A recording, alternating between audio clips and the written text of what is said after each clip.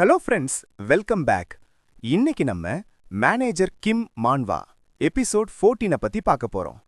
போன எபிசோட்ல மிஞ்சி அந்த கேங்ஸ்டரை உறைஞ்சி போன மீனை வச்சு அடிச்சு போட்டுட்டு எஸ்கேப் ஆனதை பார்த்தோம். இப்போ அந்த ஃப்ரீசர் ரூமுக்கு நம்ம மேனேஜர் கிம் வர்றாரு. ஆனா அவர் வர்றதுக்கு முன்னாடியே மிஞ்சி அங்கிருந்து தப்பிச்சு போயிட்டா. அந்த இடத்த ரொம்ப தீவிரமா அனலைஸ் பண்ற மேனேஜர் கிம் கண்ணுல தரையில கிடக்கிற ஒரு நீளமான முடிப்படுது. இது ஒரு பொண்ணோட முடியாத்தின்னு அவருக்கு சந்தேகம் வருது. அப்போதான் தரையில அடிபட்டு வலியால முணங்கிக்கிட்டு இருக்கிற அந்த கேங்ஸ்டரை பாக்குறாரு. உடனே அவனோட காலரை புடிச்சு தூக்கி, டே நீதானா அது, ஏண்டா இப்படி தரையில கிடக்கிறேன்னு கத்திக்கிட்டே அவன் மூஞ்சில பலார் பலார்னு 3-4 அறை விடுறாரு. வாயை திறந்து சொல்லுடா, என் பொண்ணு எங்கன்னு கோபமா கேக்குறாரு. ஆனா அந்த கேங்ஸ்டர் ஏற்கனவே மிஞ்சிக்கிட்ட சரியான அடி வாங்கி இருந்ததுனால கிம் விட்ட 2 அறையிலேயே மொத்தமா அன்கான்ஷியஸ் ஆகிடுறான். இப்போ மேனேஜர் கிம் அந்த ரூமை சுத்தி முத்தி பாக்குறாரு. போர்வையால மூடி இருக்கிற இவனை யாரோ கத்தியால குத்தி கொன்னு இருக்காங்க. இன்னொருத்தன் கேங்ஸ்டர் பயங்கரமா அடி வாங்கி கிடக்குறான்.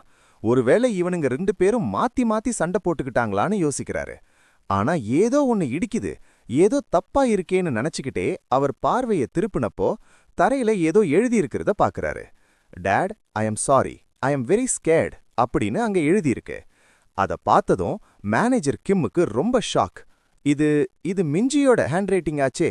அப்ப மிஞ்சி இன்னும் உசுரோட தான் இருக்கா, அவள் சாகலன்னு உணர்ந்துக்கிறாரு. மிஞ்சி செத்துட்டா அவளோட பாடிய இவனுங்க மறைக்க பாக்குறாங்கன்னு தான் இதுவரைக்கும் கிம் நினைச்சிட்டு இருந்தாரு. அப்ப மிஞ்சிய நிஜமாவே கடத்தினது யாரு? இந்த 2 பேர்ல யாருக்கு என் பொண்ணை கடத்தினதுல சம்பந்தம் இருக்குன்னு தீவிரமா யோசிக்கிறாரு. அப்போதான் அவருக்கு ஒரு விஷயம் ஞாபகம் வருது. ஷாக்மேன் தப்பிச்சு ஓடும்போது, நீ யாரு, உன்னை சேர்மேன் ஜூ அனுப்புனாரான்னு கேட்டது அவர் மைண்ட்ல அப்படியே ஃபிளாஷ் ஆகுது. ஷேக்மேனோ கேங்மேனோன்னு சேர்மன் ஜூவை பத்தி பேசினதை வச்சு மேனேஜர் கிம்முக்கு ஒரு விஷயம் தெளிவா புரியுது. அப்போ மிஞ்சி இன்னும் உசுரோட தான் இருக்கான்னு உணர்றாரு. ஆனா இவ்ளோ நேரம் அவ எவ்வளவு ஆபத்துகளை தாண்டி இருப்பான்னு நினைக்கும்போது அவருக்கு கோபம் தலைக்கேறுது.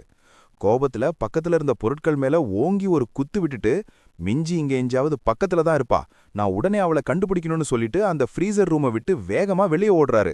மேனேஜர் கிம் போன அடுத்த செகண்டு அடிபட்டு மயக்கத்துல இருந்த மாதிரி நடிச்ச அந்த கேங்ஸ்டர் மெதுவா தன் கண்களை திறக்கறான். அப்பாடா, அந்த அரக்கம் போயிட்டானா, கொஞ்ச நேரத்துல என் உசிரியே எடுத்திருப்பான். ஆனா கேங்மின் இருக்கும்போது இவன் எப்படி உள்ள வந்தான்னு பயந்துகிட்டே கதவு வழியா வெளியேட்டி பாக்குறான். அப்போ மெதுவா கதவு திறக்கிற சத்தம் கேக்குது. வெளியே யாருன்னு பார்த்தா அது நம்ம பர்கர். கேங்ஸ்டரும் பர்கரும் திருத்துத்தனமா ஒருத்தர் எட்டி பாக்குறாங்க. 2 பேரும் ஒருத்தர் பார்த்ததும் பயத்துல மாத்தி மாத்தி மண்டையிலேயே குத்திக்கிறாங்க. பர்கர் உடனே சுதாரிச்சுக்கிட்டு ஃப்ரீசர் ரூம் கதவை வெளியே இருந்து பலமா லாக் பண்ணிடுறான். உள்ள மாட்டிக்கிட்ட கேங்ஸ்டர், டேய் பர்கர், ஒரு நிமிஷம் நில்லுடா, நான் உன் மேல சந்தேகப்பட்டேன்னு என் மேல கோவமா இருக்கியா, நடந்ததெல்லாம் மறந்துடு, நான் சொல்றத கேளுடான்னு கெஞ்சுறான். ஆனா ஏற்கனவே கேங்ஸ்டரால கத்தி குத்து வாங்கியிருந்த பர்கர் செம கடுப்பு, நீ நாசமா போடான்னு வெளியே இருந்து கத்துறான். அதை கேட்ட கேங்ஸ்டர் என்னடா சொன்னேன்னு அதிர்ச்சியாகி கேட்க, பர்கர் கோபமா கெட்ட வார்த்தையில திட்டிட்டு, நீ அப்படியே அந்த ஃப்ரீசர் ரூம்குள்ளேயே கிடந்து சாக வேண்டியதுதான், இனிமே உன் உசுறு போகும் வரைக்கும் நீ வெளியவே வர முடியாதுன்னு சொல்றான். கேங்ஸ்டருக்கு கோபம் தாங்கல. எச்சக்கல பயலே, சோறு போட்ட கைக்கே துரோகம் பண்றியா, ஒரு சின்ன தப்புக்காக என்ன உள்ள வச்சு பூட்டிட்டியே, ஒரு முறை மட்டும் நான் வெளியே வரட்டுண்டா, உன்னை என்ன பண்றேன் பாரு, உள்ள இருந்து கத்திக்கிட்டே கதவை தட்டுறான். ஆனா பர்கர் அதை எதையுமே காதுல வாங்கிக்கிற நிலைமையில இல்ல. ஃப்ரீசர் ரூமுக்கு வெளியே இப்போ ஜீர்மன் ஜூவோட ஆட்கள் வந்து இறங்குறாங்க. அங்க இருந்த பர்கரை அடிச்சு துவம்சம் பண்ணி தரையில படுக்க வச்சிருக்காங்க. இப்போ இங்க என்ட்ரி கொடுக்கறது யார் தெரியுமா? சேர்மேனோட மெயின் ஆள் மேனேஜர் நம். அவரை பார்த்ததும் அந்த கேங்ஸ்டர் பயத்துல நடுங்குறான். நீங்க எதுக்கு இங்க வந்திருக்கீங்கன்னு அவன் கேட்க, மேனேஜர் நம் ரொம்ப கூலா ஒரு விஷயம் சொல்றாரு. வாயத்தர, ஓப்பன் யுவர் மவுத். கேங்ஸ்டருக்கு ஒண்ணுமே புரியல. என்னதுன்னு அவன் கேட்கறதுக்குள்ள நம் அவரோட நெஞ்சிலேயே ஒரு பலமான உதைய விடுறாரு. கேங்ஸ்டர் தூக்கி எறியப்பட்டு தரையில விழுகிறான். திரும்பவும் கேங்ஸ்டர் கிட்ட போய், மறுபடியும் சொல்றேன் வாயத்தரன்னு ஒரு மிரட்டலான ஆர்டர் போடுறாரு நம்.